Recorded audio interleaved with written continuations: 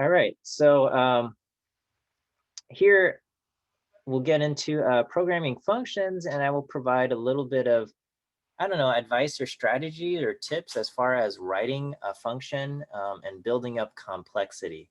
And so we'll take a look. Let's see. All right, function basics. Okay, so as far as functions in R go, you say, I want the name of the function. So whatever function name you have, you just create the object here. And then you assign, and you just assign whatever this function is, okay? And so the function has some form here. You put in up here the arguments that are going to get taken in, okay? Arguments 1, argument 2. There's even a ... argument, or, this doesn't have to be the literal ... but just like additional arguments, however many arguments you want. And then within the function, you write the lines of code that get run, the different lines of code. And then the last line of the function is generally a line that will return something, okay? So a function will kind of return the result, whatever output we have. Sometimes you use the return function, okay? As far as functions go, if there's only one line, you can leave off the curly braces, and the return is, if return is not explicitly used, then the last value in the expression is going to be returned. And so in this case, you can define a function f, and it will be a function of x, and what it will return will be x times x. There's no curly braces, and this is kind of the last line of the function. So this is what's going to be returned. You can take a function, it's an object, and you can place it inside a list, all right? And if we do that, then function x gets put into the list. If you ask what is the type of a function, it comes back as closure. If you ask the mode, it comes back as a function. So, R has just some funny naming conventions and stuff. But, as far as the type of, it's known as a closure. As far as values that get returned, you can use return to explicitly return a value, or you can leave it off, and this will implicitly return. So just the last line that gets, the last expression will get returned. Okay, so both of these things will return the same value. This is technically the recommended style, okay? But you can still use returns, especially if you're going to do like an early return.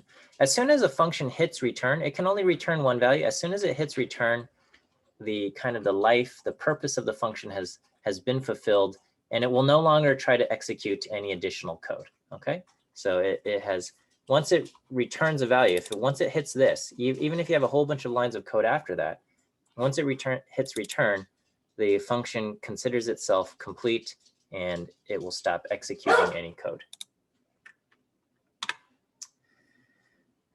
In R, a function is only able to return one object, okay? And so if you want to return more than one value, okay, you have to combine them together into a single object, and combine them together into a single vector, or you combine them together into a list, okay? So for example, here we can take some value x, and we want to return 3 values, x squared and x cubed. Sorry, let me see what's going on with my dog here for a moment.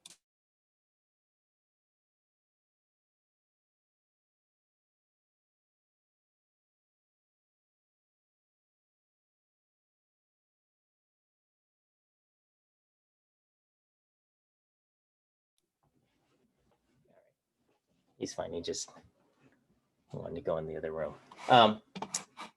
We have x squared, and x cubed, and I have them combined together into a single vector here, and that's how I can return multiple things. So multiple values. So I do f of 2, and I get 2, 4, and 8. Here I can return them in a list.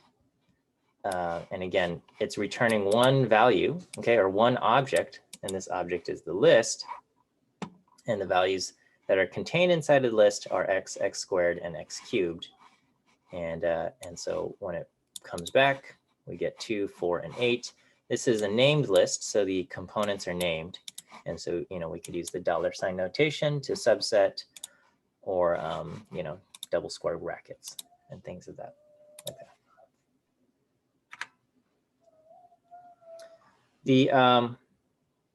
When we define a function, okay, the things that we put inside here, these are going to be the names of the arguments, okay? And so these will be the names of the arguments that get used inside whatever lines of code exist inside the function here, okay? And then when you call the function, R is going to assume that you are putting the arguments here in the same order that they appear here, okay? All right, and so this is just a very simple function, and what it's going to do is it's going to paste the string x equals, and then whatever value x is, and then the string comma y equals, and whatever value is here, and then the string comma z equals, and whatever value z is. So when I execute this for f of 1, 2, and 3, it produces one single string that says x is 1, y is 2, and z equals 3. And it just kind of takes the 1 and it plugs it in for x, the 2 it plugs it in for y, and the 3 gets plugged in for z. Okay, what's the difference between paste and paste 0? So paste has by default the separator argument is a space, and paste 0, the separator argument by default is no space, just quote marks with nothing in between. Professor, I have a question. Yes, go ahead. So about return values, so suppose you have a return statement in a function. So is nothing after that going to be executed? Yeah, so depending on the flow of the function, okay, once the programming flow hits a return statement, it's going to return a value, and then nothing after that will get executed. So let's say you have a loop, okay, and within the loop, kind of like when you hit break inside a loop, it just kind of kills the loop. Yeah. If you have inside a function, you have a loop or something, and then within that you have return. As soon as that return hits, it's going to stop. You have other lines of code, it doesn't matter once it hits the return. Now, you can have different kinds of lines of codes and ifs and else statements so that the return only gets activated under certain conditions, and you can kind of control the flow of the program that way. But otherwise, yeah, once it hits return, it's not going to execute anymore. The function is done. It terminates. Thank you. All right, and so here, again, I put them in order 1, 2, 3, and so it goes x is 1, y is 2, and z is 3.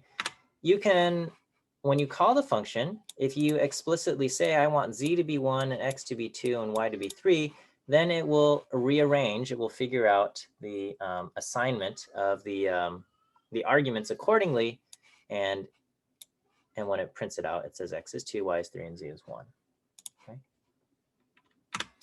And R will try to do its best in terms of matching arguments up. So here, if I say y is 2, and I leave these ones just 1 and 3, R is going to try to do some matching up, and it's going to say, okay, y is 2, and then this is in the first position, so we're going to have x is 1. This is in the third position, so z gets 3. Okay.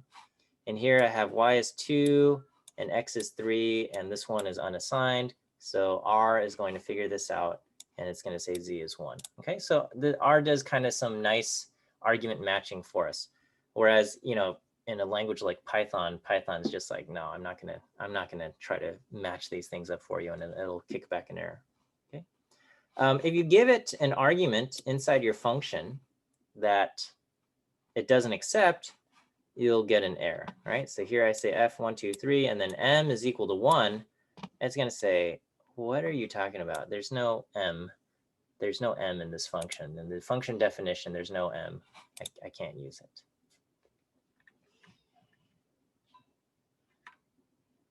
All right. Sometimes you'll encounter this because you've written a function that has the same name as another function. So for example, I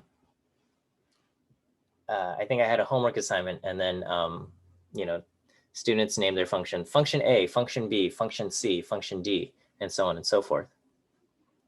And then they would call they would call C to kind of combine values in a vector, right? But because they had written a function C, function with the same name C, when they called function C to kind of combine values into a vector, it was calling their own function that was titled C. And then, you know, and it would encounter this unused argument because it didn't know what to do with all of these things. So anyway, things to just watch out for. If you have a function, okay, like this, the values that get used inside here are required to be provided, okay? So if, I don't have an example here actually. So if I, so here, I have a function and the arguments are x, y, z, and w, but the function here only uses the arguments x, y, and z. Like w is part of the definition of the function, but it doesn't actually get used anywhere inside the function. Okay, so I mean, this is not good code. This is bad code here. But and so here I can do f is 1, 2, 3, f of 1, 2, 3, 4, and it executes. Okay, and here I have f 1, 2, 3, and I don't provide a value for w, and it still executes, no problem. Okay, because it doesn't actually need a value for w anywhere. However, over here, I've got the same function, and I got x is 1, y is 2, and w is 4, and I don't provide a value for z, then it complains. It gives me an error, and it says argument z is missing. Okay, it says you never gave it a value for z inside the function, and I can't execute this line of code without a value for z here. All right, so z is in the code, so this will result in an error, whereas w, which never got used here, it doesn't matter if w is missing or not. But here, if z is missing, it's a problem. And so to kind of, okay, we got a question. What happens if your function rather than return? Oh, I'm sorry. What happens if I use print rather than return? Okay, so print does two things. Print outputs something onto the screen, and it returns a value. So print, so if the last line of a function is a print, it will output something to the screen, and it will return a value. Now, that might be fine for a lot of cases, but let's just say, let's say we had something like this, okay? If I had print here rather than an implicit return, anytime I ran this, it would print out 248. Now, in this case, this looks fine. But what if I did an assignment operation? What if I said I want to take this and assign it to that variable k, all right? Well, normally when you do an assignment operation with a function, it does it silently, okay? But in this case, if you used a print inside your function, it would print it out. So let me just kind of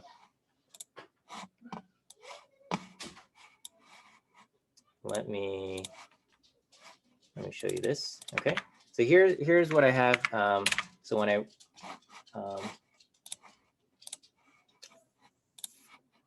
okay, I think this is fine. All right, so I've got so when I run f of 2,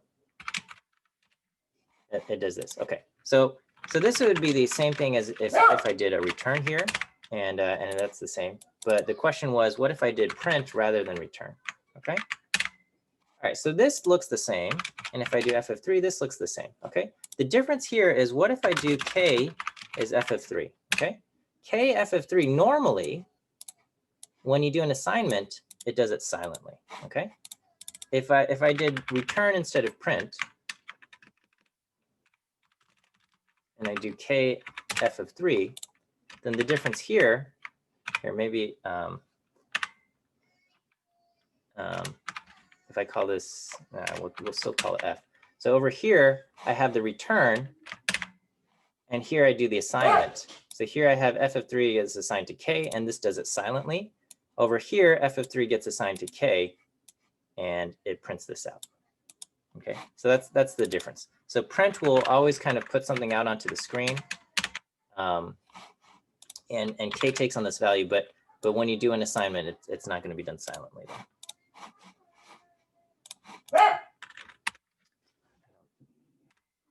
Got dog is barking. All right. Okay, so where were we? Okay, so we were here.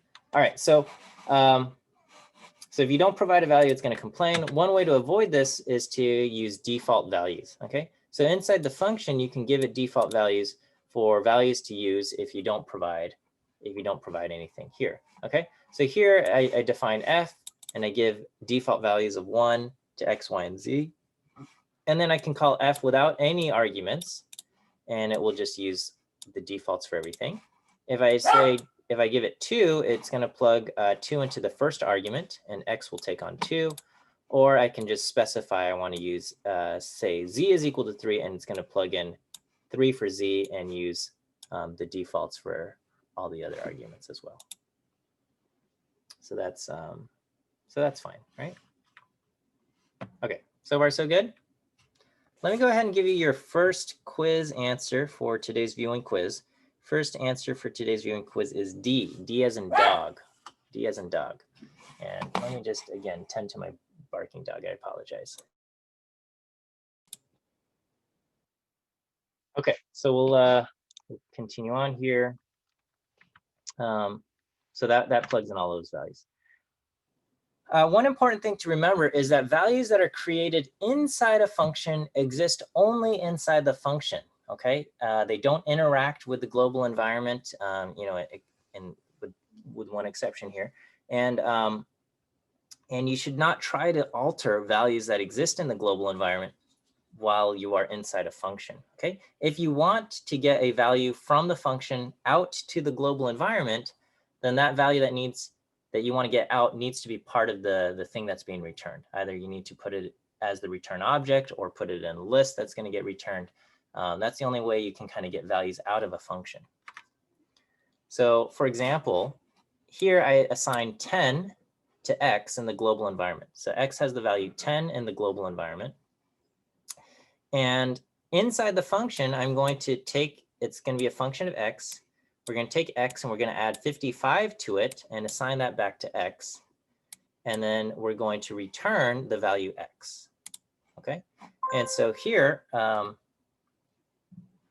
when I call f of x, it returns the value 65. It takes the value 10 that exists in the global environment, that goes in right here. That 10 comes in, we add 55, and it returns 65.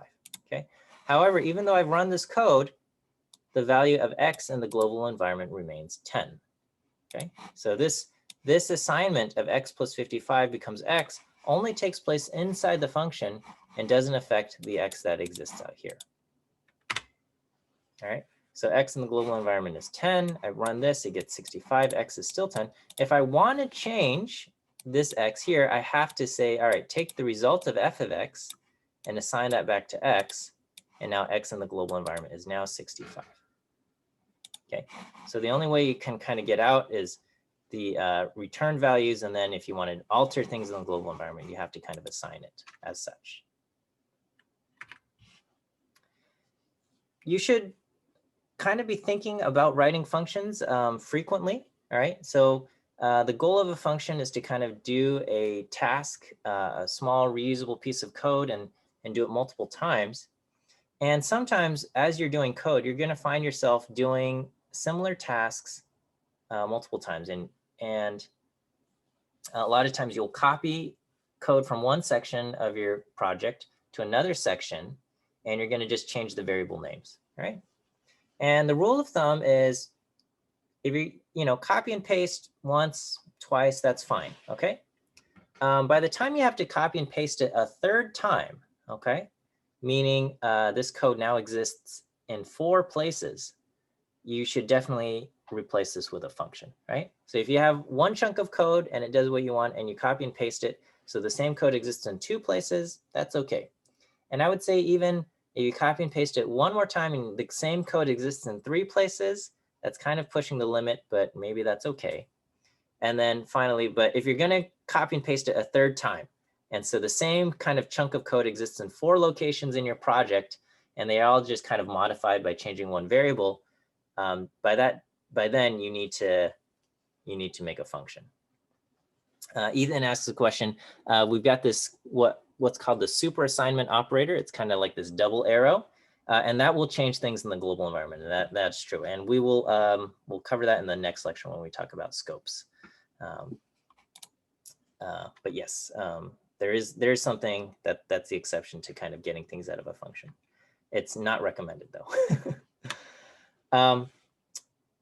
So as far as functions go, it's better to change code in one location than to change copies of the code everywhere, right? So if you have, again, if the same code exists in 4 locations and you realize, you know what, I want to modify something, you're going to have to kind of find that thing and you're going to have to change it in all 4 locations. And this just gives you, opens opportunity for error and inconsistency, okay? So it's better to just write a function and then you can just modify that one function and then have it update accordingly, okay? When you name your function, the name of the function should be clear as to what the function does, okay?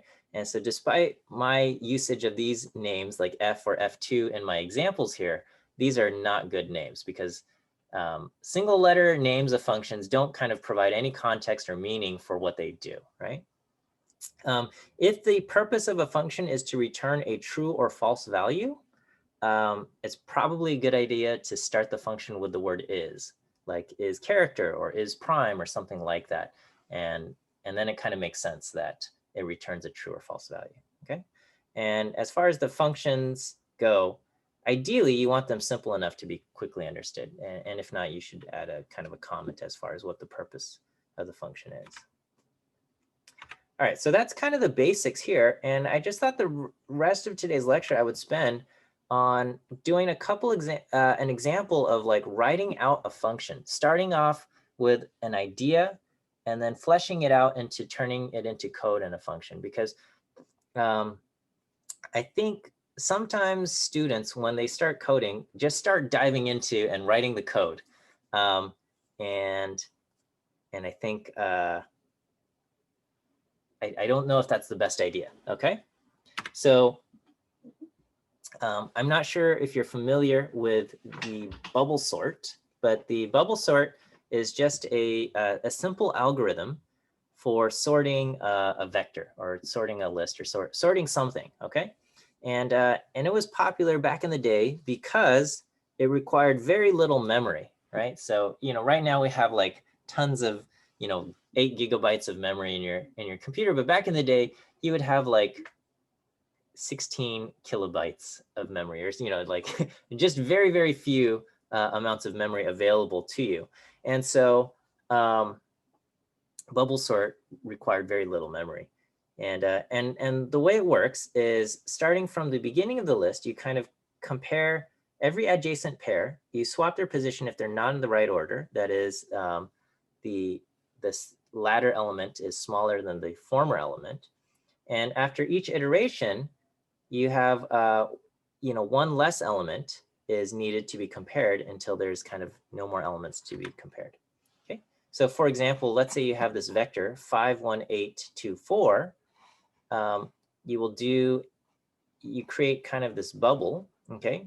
You look at 5, 1, and these are not in the correct order, so you swap the 2, okay? And then you move to the next pair of values, okay? And you look at the 5, 8. So these got swapped because these are in the wrong order. So now you look at 5, 8. These are actually in the correct order. 8 is bigger than 5. So you don't swap it, okay? On the next iteration, you look at the 8 and the 2. You say, well, these are not in the correct order. So you swap these and you get the 2 and the 8 swap positions.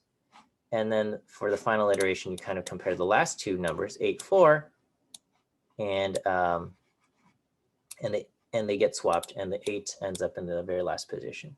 So the largest element will end up all the way to the right. If you run the kind of the first sweep or the first pass, will end up with the largest element over here. Is that okay as far as what happened here? And then you kind of lock that last value into position and you repeat the process. And so I got 1, 5, 2, 4, 8. We compare the first two. These are in order. 1 and 5 are in order. 1 is smaller than 5. So I don't have to do any kind of swap. Then I move to the next pair. I look at the 5, 2. These are not in the correct order. So we swap those positions. Okay, so the 1, 5, 2 becomes 1, 2, 5. And then we go to the next two, 5, 4. And we swap those and we go 4, 5. Okay, and we don't have to compare the 8 because from the previous pass, we know that the 8 is complete, or the 8's in the correct position. And so that we have that. The vector is already in order, but the algorithm doesn't know this. So what it's going to do is it knows that the 8 is in the correct position, and it ran a second time, so it knows the 5 is in the correct position. So it's going to go through and it's going to do compare 1, 2. That's in the correct order, no swap. Compares the 2, 4. That's in the correct order. There's no swap.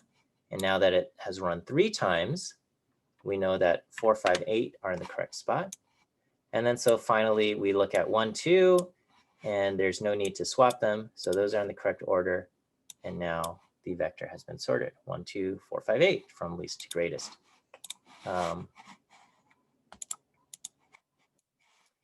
Let me bubble sort. There's a nice little animation in here. Okay. So it's just a little bit painful to sit through the whole thing. But it looks at 6, 5, and it swaps those. Then it goes to the next one, and it sorts. It will say, all right, these need to be swapped. It moves to the next one, and it says these need to be swapped because they're in the wrong order. It looks at these two, 6, 8. Those are in the correct order, and so it moves on. 8, 7, these are in the wrong order, so it swaps those. It goes to the next. The 2 are in the wrong order, so it's going to swap those. And then goes to the last one. 8, 4, and it swaps those. All right. And the 8 is now in the locked in position. We'll look at this a little bit longer, and then we don't have to sit through the whole thing. Okay, so it swaps the 3 and the 5. It swaps the 5 and the 1. Okay, then it looks at the 5, 6. Those are in the correct order. Looks at the 6, 7. Those are in the correct order. The 7, 2 is not in the correct order. And then it goes to the 7, 4, and that's not in the correct order, and it's going to swap those.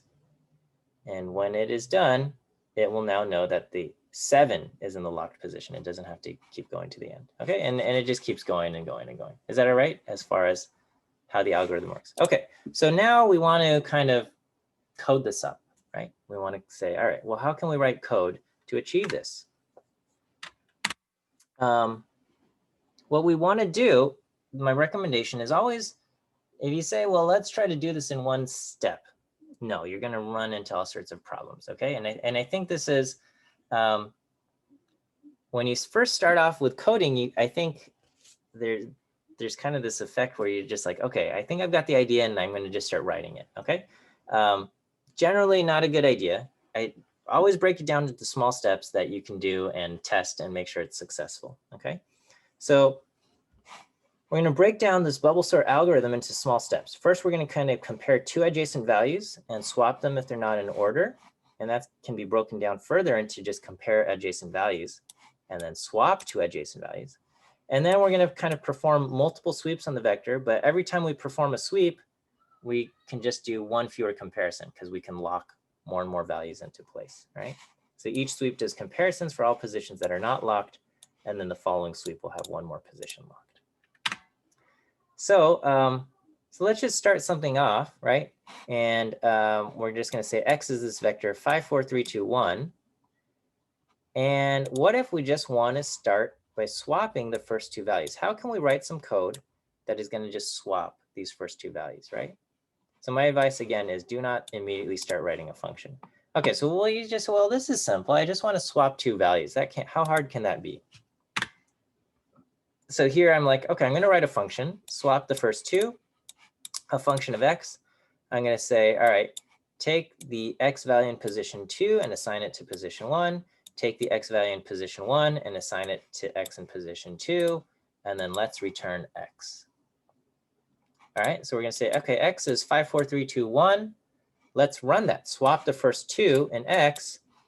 And instead of getting what I want is 4, 5, 3, 2, 1. I wanted to swap the first two numbers. I get 4, 4, 3, 2, 1. Okay, that's not what I want, right? And that's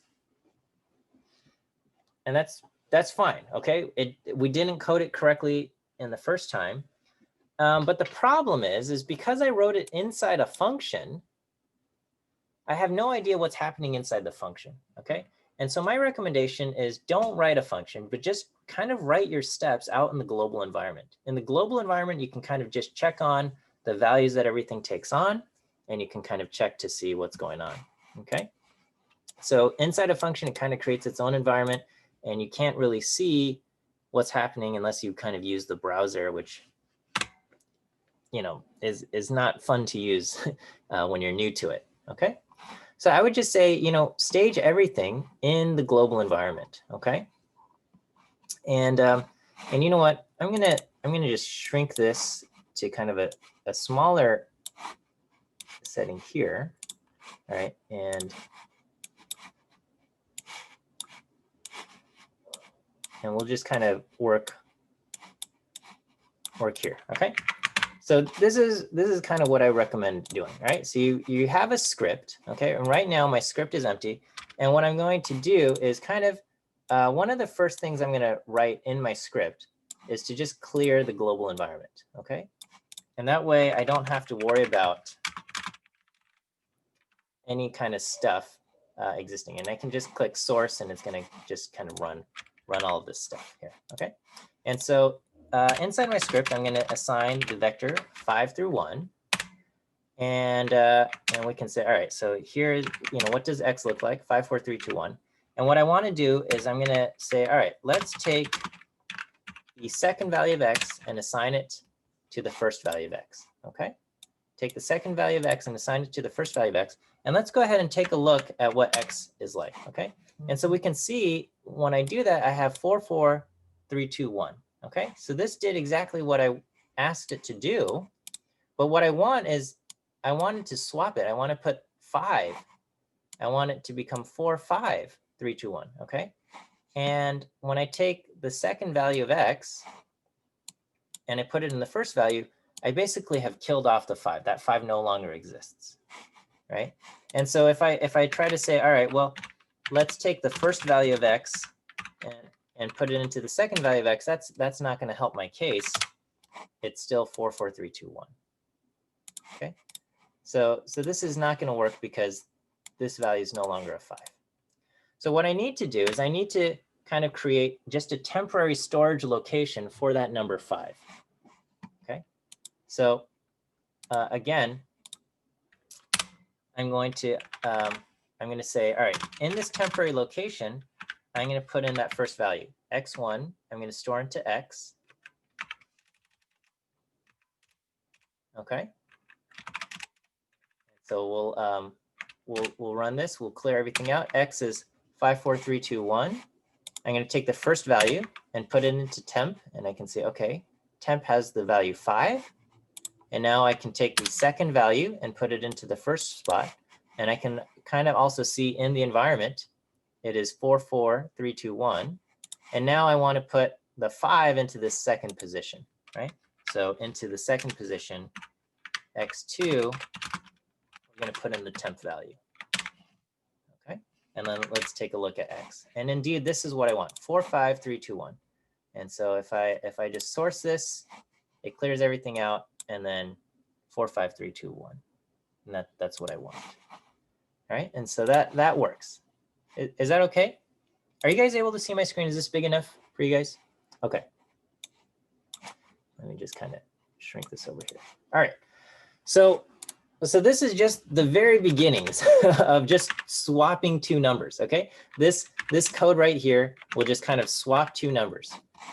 All right, and so at this point, you should just say like, all right, let's just try other examples, all right? So here I'm gonna do 1 through 8, okay?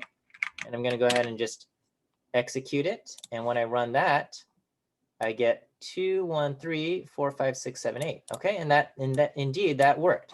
I was able to swap the values in the first two positions, right? Because this is 1, 2, 3, 4, 5, 6, 7, 8. And if I swap the first two, 1, 2 becomes 2, 1. So that's good. Okay. And so that's good. But what we want to do is we want to condition this. And we want to say, all right, only do this if they're not in order. Okay. And so I'm going to take this thing, the swapping, we're only going to do this.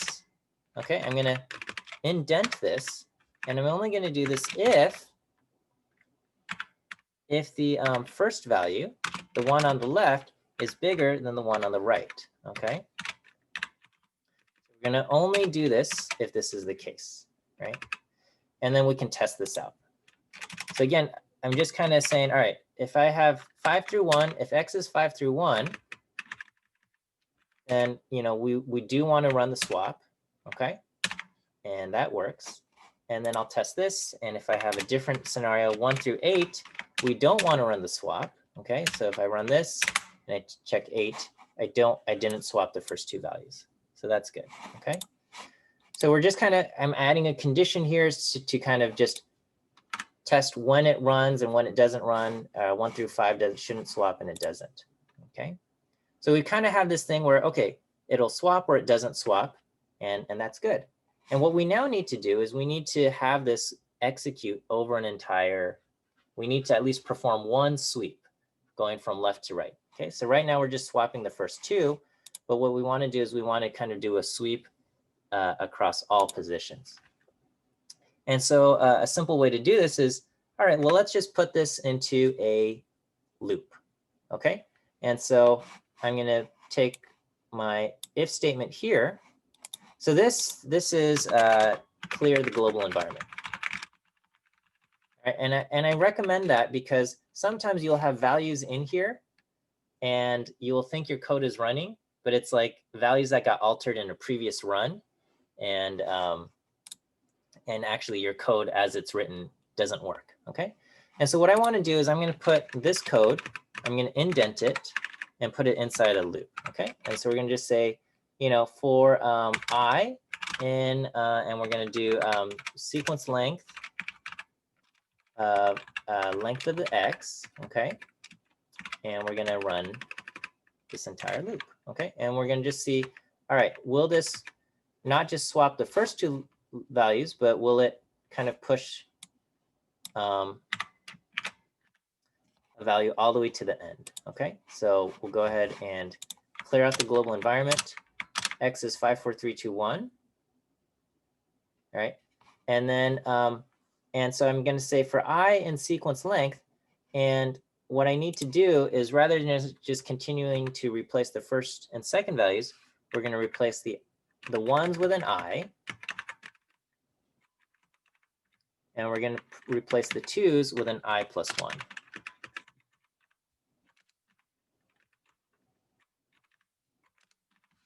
Okay, I'm going to go ahead and run that. Okay, but it didn't run. Okay, so I can check what happened. It looks like it kind of worked. 4, 5. The 5 got pushed all the way to the end.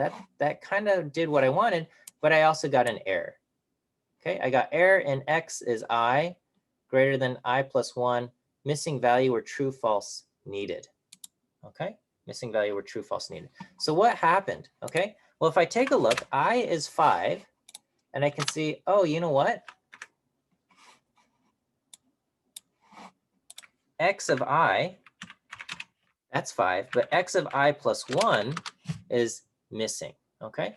So the problem is for the very last, once it reaches the end, it's trying to see if it should swap the 5th and the 6th position, but the 6th position doesn't exist in this vector of length 5, okay?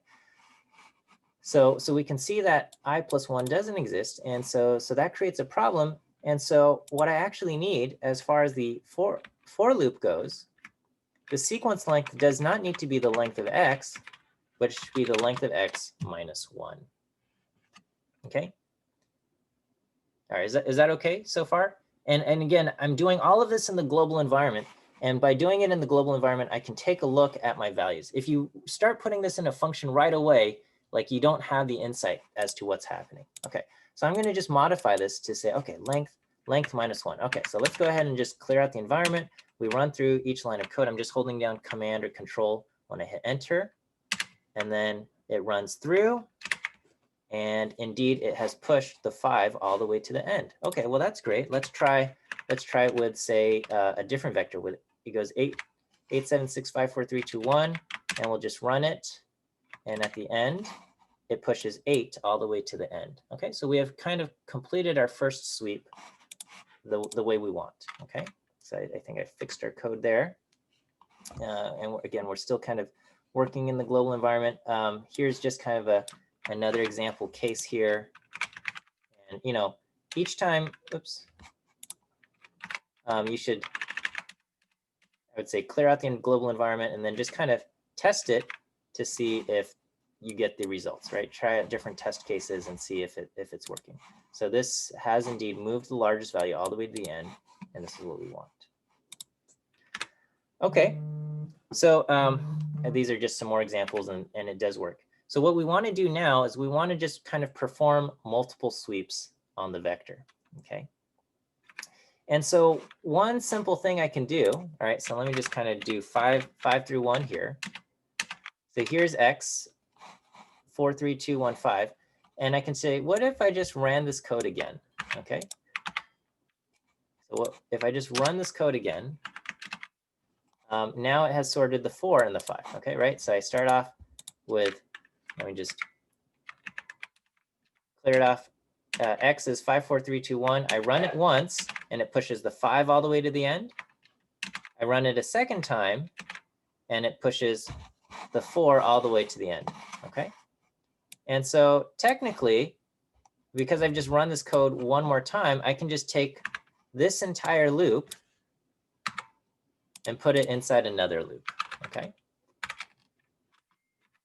So we'll just do, I think I chose the letter S for S, and we'll just do sequence length of length X. All right. We'll just close that off. And so this, here's X is 5, 4, 3, 2, 1. And I'm just gonna, if I just run the whole thing 5 times, it sorts it, okay? And I can just like sample, 20 values here. X is just a shuffle of 20 values, and I can run through it, and it looks like it's sorting it 1 through 20. Okay, there's a bit of inefficiency here, though. Okay, because every time I'm running through, I'm running all the way to the end. I'm running all the way to the end of the sweep, right? We're basically, I'm not just stopping. Like the first time I pushed 20 all the way to the end, the second time I pushed 19 all the way to the end, but I still do a kind of the last comparison. So I can save a few operations by just doing one fewer sequence each time, okay?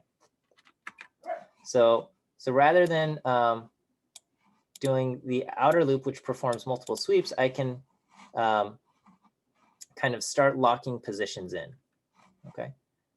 And I'm gonna run out of time here. So what I can do is I can say, well, I can have a variable that will keep track of how many values are in locked position. Okay, so the first time I go up to length minus 1. The second time we'll do length minus 2, and the third time I'll do length minus 3. Okay, and so on and so forth. I've only given you one quiz answer. You know what? Let me go ahead and give you your last 2 quiz answers, and then I'll finish this example here. Last 2 quiz answers are C and E. C as in cat, E as in elephant. C and E for the last 2 quiz answers. C as in cat, E as in elephant for the last 2 quiz answers. So this works. It's inefficient, and we can make it a little bit more efficiency by locking in some values, right? So we're going to start off with 0 values locked. Locked will be 0. And then every time I perform a sweep, I'm going to increment how many values get locked.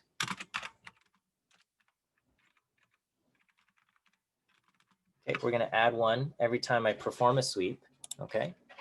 And then with more values locked, how many values I need to compare becomes 1 fewer, right? And this should still work, okay? And indeed, it does, okay? So I can start off with some kind of vector, say 100 values are scrambled here, and I can start off with 0 values being locked, and I run through my loop, and X gets sorted 1 through 100, okay? Just kind of running our bubble sort algorithm, okay? So can't I replace the -1 minus locked with -s? Yeah, we could, okay? That's fine, absolutely. So yeah, these are ways you can think of trying to improve this, okay? All right, and okay, so I just have some stuff to talk about, all right, and this seems to work, okay. And so now at this point we can say, all right, I think we're ready to turn this into a function, okay. And so I'm going to just say, all right, we're going to take all of this, I'm going to indent it one more time, and we'll just create a function called bubble sort. And this will be a function of some vector x that we want to sort, and we're going to run that, okay. And so we run this out, we try this, and then let's do bubble sort x. And then when we do it, oh, nothing happened, okay. So we say, okay, well, what happened? Nothing happened. And when we check our function, we realize, oh, you know what? We forgot to have a return value, all right? So the very last line should be the value we need to return. So here we're going to put in the value x that needs to be returned. And so we'll just kind of redefine that. And so if we sort it or resource the thing, then indeed it seems to be working. Okay, so x is sample just 100 values. X is out of order, and then we run bubble sort, and indeed it ends up being sorted. Okay, so this looks good. And so again, kind of the principle I want to try to illustrate is it's much better to work inside the global environment before you put it into a function. You want to kind of work everything into a global environment so you can kind of see what's happening. And then once it's working, once everything's working the way you want it, then you can try putting it into a function, okay? And this is just some strategies here. And here's some stuff. When you work on homework 2, okay, one of the things you have to do is create a game board, okay? And so I put in a few slides here that I think will be helpful as far as getting started, okay? And so again, I recommend clearing out your global environment. You create an empty plot using plot new. And I want to just kind of draw some grid lines, right? And so I'm going to just say, all right, let's create a segment. And we're going to go from 0, 0 to 10, 10. And that creates a diagonal line. So I don't actually want that. And so I'm going to go from 0, 0, x and y being 0, 0 to 10, 0. And that goes a horizontal. And then, yeah, behind the scenes for the actual sort function is much more efficient using there's a C algorithm. And it probably like quick sort is one of the faster ones. I actually don't know what's happening behind the scenes. Okay, and then so with 2 lines, I'm going to have a line at 0, 0 and another line at basically from 0, 1 to 10, 1, and that creates this.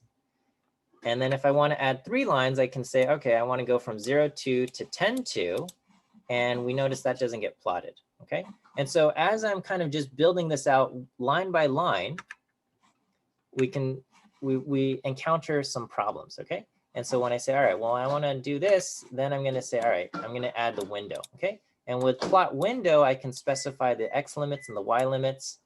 The aspect ratio will keep things kind of square. And this looks good. And so now I can take my segments here and I can throw them into a loop. And I can say, all right, I want this going from 0 to 10. And it creates 10 vertical segments. And so on and so forth. Okay. And I'm just kind of adding vertical lines. I can add segments for the columns and do them this way, right? So the idea here is, again, just kind of start off small. And while you're working in the global environment, build this up, okay? And once you get everything working in the global environment, then you can start saying, all right, I want to turn this into a function. And I'm going to replace every instance of 10 with some variable for the number of rows. I'm going to replace every instance of this variable value 10 with something for the number of columns or something like that, okay? And that's how you can kind of work your way up into writing a function. Okay, we'll end here for today. I think I gave you all your quiz answers, so we'll end there, and we'll see you guys on Friday.